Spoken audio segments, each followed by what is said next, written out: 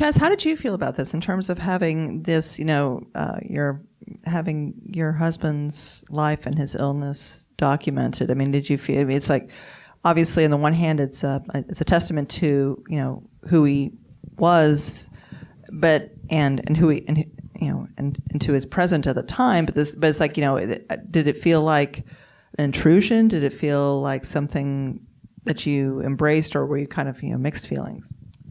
At the time that we were speaking to Steve about the project, and at the time that there were some other filmmakers who also had come to us who wanted to, make a film based on the memoir, Roger had actually turned some people down, some directors and producers, because at the time he did not want a film about his life.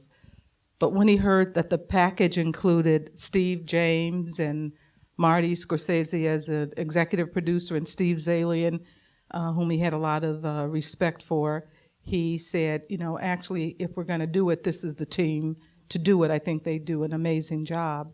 The quick answer, though, is at the time, we didn't expect it to be the end of Roger's life. I fully expected Roger to live for, several more years.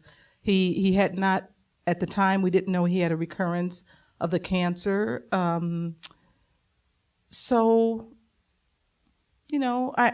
knew how full and rich Roger's life was, and I do think that it could be interesting.